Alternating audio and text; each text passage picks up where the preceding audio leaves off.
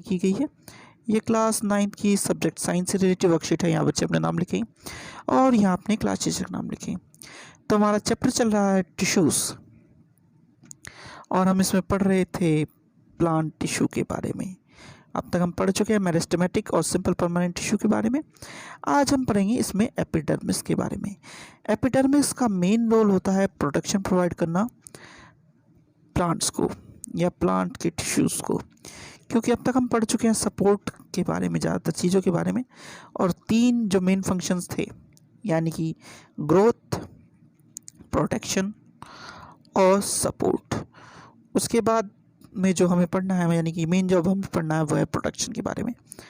तो आइए ज़रा देखते हैं कि वर्कशीट आपकी क्या कहती है। Plants have protective tissue for this purpose. The entire surface of plant is covered by this tissue. Their main task is to protect the parts of the plant. They are also simple tissues, but their function is different from supportive tissue. These are of 3 types: epidermis, stomata और cork. यानी कि protective tissues भी होते हैं plant में। ये पूरे surface पे प्लांट को कवर करते हैं और मेन टास्क होता है प्रोटेक्ट करना प्लांट के पार्ट्स को। ये थोड़े से अलग होते हैं सिंपल टिश्यूज से और इनका फंक्शन सपोर्ट से अलग होता है। ये 3 तरह के होते हैं और ये 3 तरीके हैं या 3 टाइप्स हैं: एपिडर्मिस, स्टोमेटा और कॉर्क। आइए जरा देखते हैं आगे क्या कहती है वर्कशीट। एपिडर्मिस।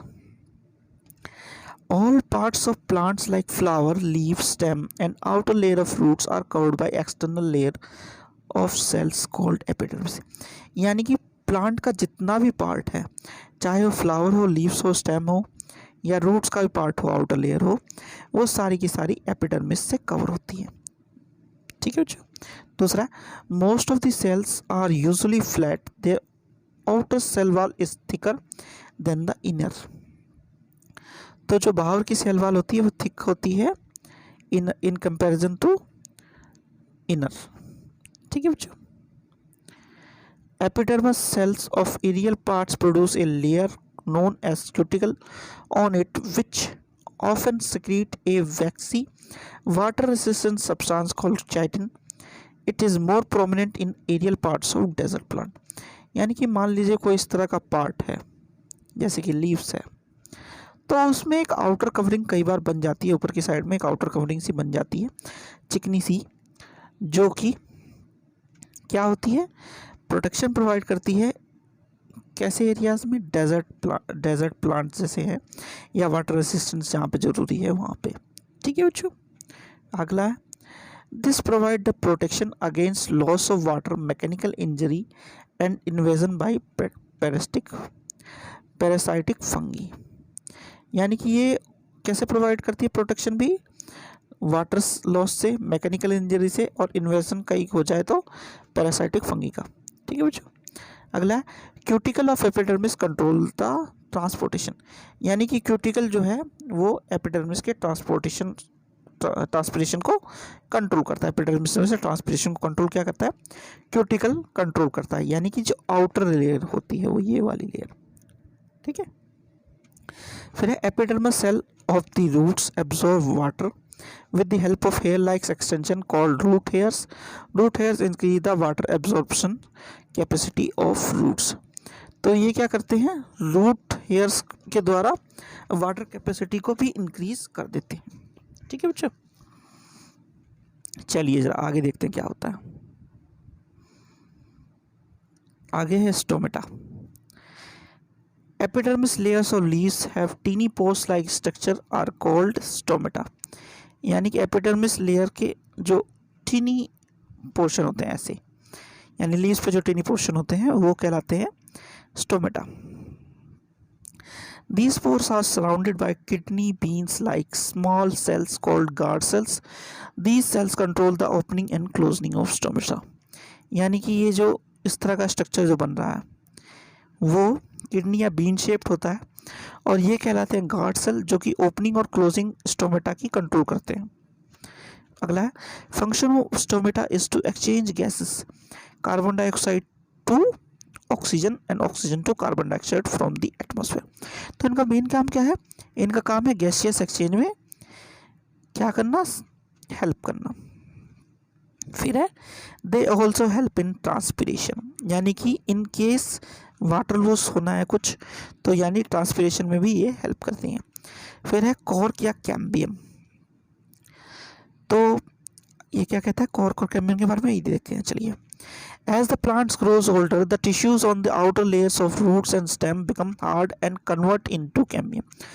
एक सिंपल लैंग्वेज में कॉर्क या कैम्बियम को आप समझ सकते हैं कि जब किसी पेड़ को बीच में से काटा जाता है तो उसमें जो लेयर्स या को बनती हैं वो मेनली डेड सेल की होती हैं, और कुछ इस तरह की जो लेयर्स होती हैं, ये जो दिखा रखी है जैसी लेयर, ये दिखाती है इसकी बार्क और कॉर्क के बारे में। आगे क्या है, this produces a multilayer outer covering known as bark on the plant due to the deposition of a suberin, a chemical substance is produced by this tissue between the cell and the cell wall that becomes thick and no intercellular space is left between them and cells become dead। तो क्या होता है, एक सबनिन नाम का chemical compound उन tissues में बनता है जो कि सेल्स और सेल वॉल के बीच में क्या करता है, स्पेस को भरता चल जाता है। ठीक है बच्चों, अगला है suberin makes the bark and cork impervious to gases and water, thus it protects the plant from jugs and wound। तो ये क्या प्रोवाइड करती है, जग्स और वुंड से सहायता प्रदान करती है बच्चों। ठीक है बच्चों, तो चलिए अब आपके क्वेश्चंस देख लेते हैं। क्वेश्चन 1 है what are protective tissue, where are they located in plant. तो there are 3 kinds of protective tissue, these are epidermis, stomata and cork। Epidermis was contained in whole body of the plant, stomata was contained in the leaves and cork was present in the main body of plant, जैसे कि bark के साथ में है ना, नीचे ये दिया हुआ ये, यानी कि ये कहाँ मिलता है, मेन बॉडी यानी कि रूट्स और स्टेम्स में। ठीक है बच्चों, फिर अगला है right the function of epidermis. Epidermis के क्या फंक्शन है, तो एपिडर्मिस का फंक्शन क्या है, it provide protection against loss of water, mechanical injury and invasion by parasitic fungi. तो ये मेन फंक्शंस हैं किसके, एपिडर्मिस के।